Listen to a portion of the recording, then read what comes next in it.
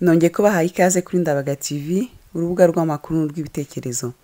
Mbere yo gutangira reka mbisabire ushobora gukanda kuri subscribe, ugakanda kwibagera, kuri like, share, kandi ugatanga n'igitekerezo cyanyu. mbibutsa ko mushobora kunyandikira kuri adresse email byageze kwa ndabaga@gmail.com. Nkuko bisanzwe ngende Constance Mutimukeye nkaba nishimiye kubana namwe muri aya makuru. Kuri uyu munsi dufite ingingo imwe gusa igira iti ubuyobozi bwo muri Mozambique bwemeye ko Ntamuhanga ari muri Mozambique. Human Rights Watch ikomeje kumuvugira, nayo ikaba yavuze ngo Ntarajyanwa mu Rwanda ariko ashobora kuburirwa irengero. Nimujye kure.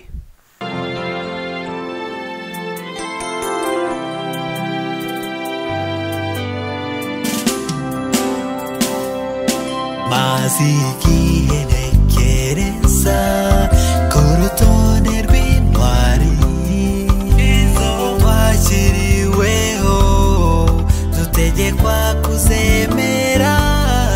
Muri ayo mazina menshi nasanze haraburamo, byatumye negura inanga yanjye iri mu bibagiwe.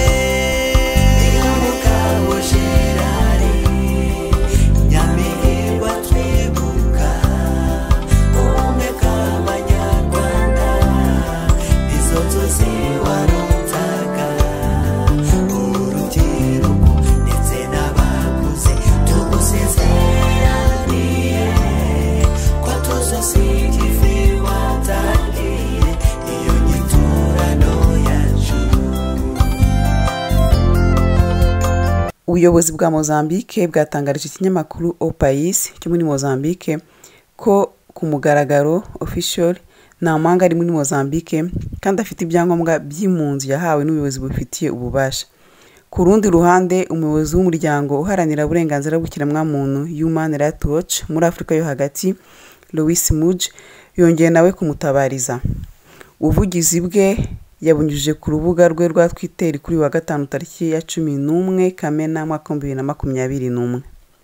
Nkuko tubikesha ikinyamakuru Au País cyo muri Mozambique, kuri wa kane tariki ya 10 Kamena 2021, ku nshuro ya mbere guverinoma ya Mozambique yemeye kuvuga kwiburirwa irengero nyuma yo gutabwa muri yombi na polisi ry'umunyamakuru w'umunyarwanda Ntamuhanga Cassier ufungiwe ahantu hatazwi mu gihe cyenda kugera mu byumweru bitatu. Mu ijwi ry'umuvugizi wa Minisiteri y'Ububanyi n'Amahanga n'Ubufatanye MINEC, Ambasaderi Antonio Muchave, guverinoma yatangaje ko izi iburirwa irengero rya Cassier kandi ko ipererezwa ririmo rirakorwa. Mu magambo ye yagize ati: twamenye iburirwa irengero ry'uyu muturage, ariko twe nka Minisiteri y'Ububanyi n'Amahanga n'Ubufatanye ntacyo dufite cyo kuvuga kuri uyu munota kuko harimo harakorwa iperereza rya polisi, by'umwihariko urwego rwa polisi rushinzwe iperereza ku byaha. Nyuma y'iryo perereza nibwo dushobora kugira icyo tuvuga. Icyo kinyamakuru cyanatangaje ko abayobozi bemeje ko Cassier ari muri Mozambique ku buryo bwemewe n'amategeko kandi ko afite ibyangombwa by'impunzi yahawe n'abayobozi bo mu nzego zibifitiye ububasha. Gusa icyo kinyamakuru nticyatangaje amazina y'abo bayobozi.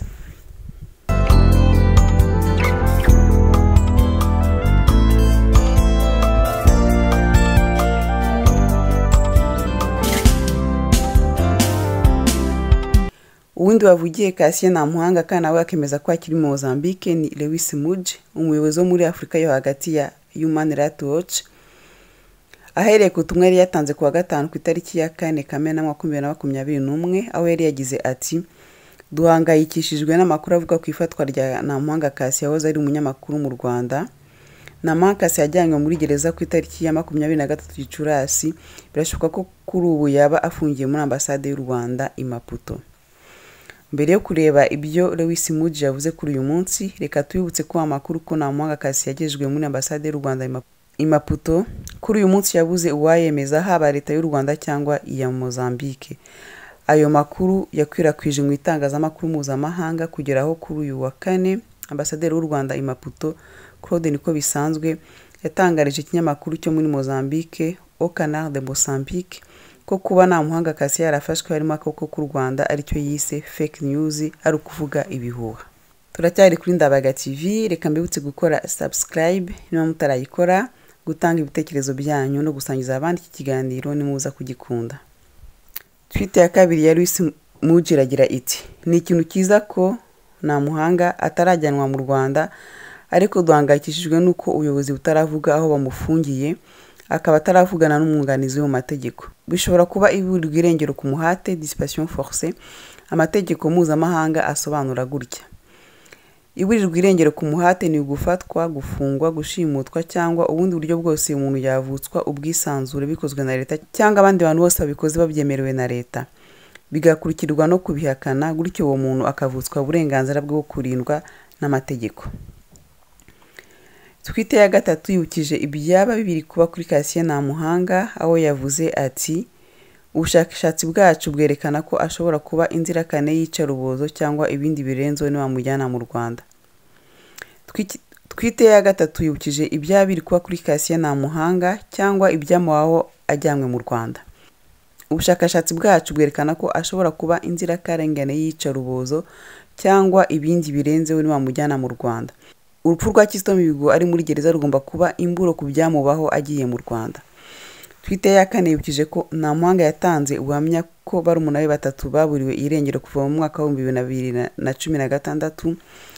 Mugenzi we Gerard Niyomugabo bafatanya gukora ibiganiro ku bwiyunge nawe akaba yarafashwe mu mwaka wa 2014, none ubu akaba yaraburiwe irengero. Tweet ya gatanu ikomeza ivuga ku buhamya bwa mama Niyomugabo, aho yagize ati: mama Niyomugabo byabaye ngombwa ko ahunga igihugu kubera ko yatotezwaga nyuma y'aho umuhungu we aburiwe irengero. Yavuze muri iki kiganiro, yerekana ikiganiro kuri YouTube, ko Niyomugabo yari yaramubwiye ko ashobora kuzicwa kubera akazi ke. Louis Muji yarangije avuga ko Ntamuhanga nk'umuntu usaba ubuhungiro, reka hanga ahubwo dukosora tuvuge ko afite ubuhungiro, atagomba kujyanwa ku ngufu mu gihugu yatotorejwemo. Ni ibintu by'ingenzi ko ubuyobozi bwa Mozambique bwihagararaho bugakora ku buryo Ntamuhanga abonana n'umwungirije mu mategeko kandi akanyura mu nzira zemewe n'amategeko. Aha ariko ntiyavuze ushyira igitutu kuri Mozambique ku buryo ayisaba kwihagararaho. Mbere yo kurangiza, reka mbashyirireho ubutumwa gutabariza Ntamuhanga mu Gifaransa, mwasanga kuri Murakaza Neza YouTube channel. Cassien Ntamuhanga a été arrêté le 23 mai 2021 par la police du Mozambique au Mozambique. Depuis, les autorités du Mozambique refusent de communiquer sur l'endroit où il est détenu.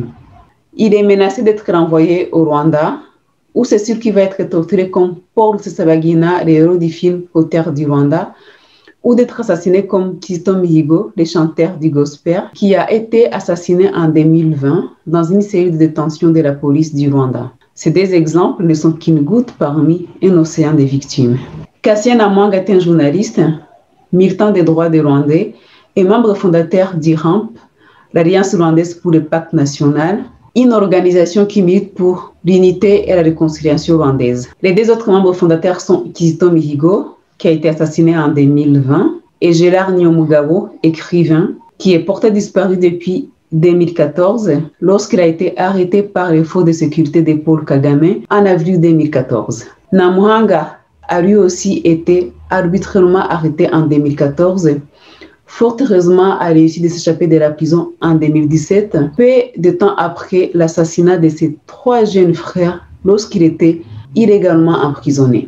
Depuis, il réside au Mozambique où il bénéficie du statut de réfugié politique et de ce fait, il doit être protégé par le Haut Commissariat pour les réfugiés en vertu des lois internationales sur les réfugiés. Lors de l'examen périodique EPU, le 25 janvier 2021, le gouvernement rwandais a été invité par plusieurs pays à mettre fin aux violations des droits humains sur ses citoyens. En tant que Rwandais, nous demandons à toute personne bienveillante de se joindre à nous pour exiger que le gouvernement du Mozambique communique sur l'endroit où se trouve M. Cassien Ntamuhanga, qui respecte les lois internationales sur les réfugiés et qu'il cesse toute tentative de renvoyer M. Ntamuhanga au Rwanda. Dénoncer l'injustice, connaître la paix et l'unité n'est pas un crime. Bien au contraire, des jeunes comme Cassien Ntamuhanga sont l'avenir prometteur du Rwanda.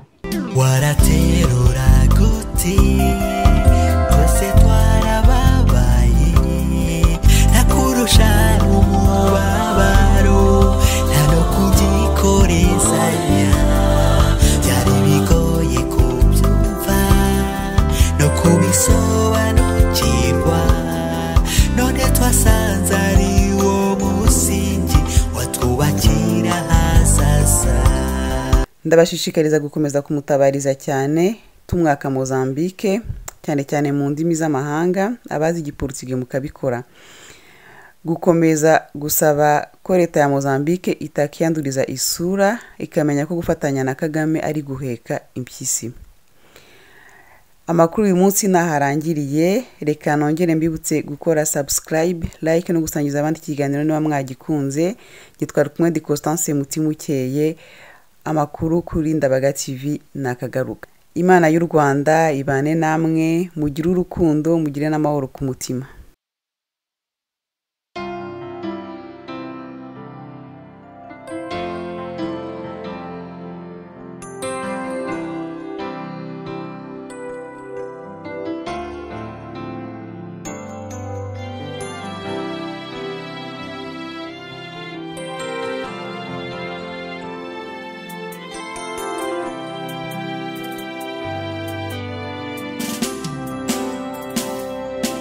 Mazigiye ntekereza ku rutonde rw'intwari izo twashyiriweho dutegekwa kuzemera.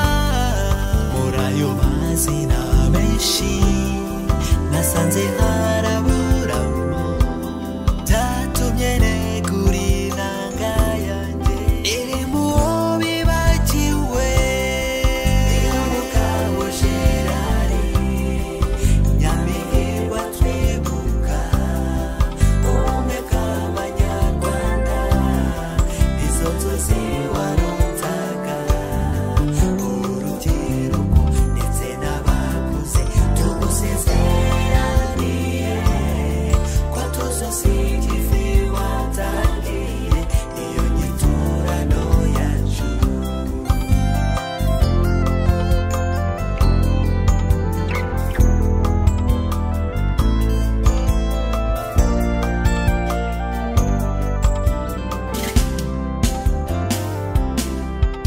Waraterura guti twese twarababaye, nakurusha umubabaro nta no kugikorezanya. Byari bigoye kubyumva no kubisobanukirwa, none twasanze ari wo musingi watwubakira hazaza. Niyo mugabo Gerari Nyamihirwa twibuka ubumwe bw'Abanyarwanda, izo nzozi warutaga urubyiruko ndetse n'abakuze. Tugusezeraniye ko tuzosiga ivi watangiye, niyo nyiturano yacu.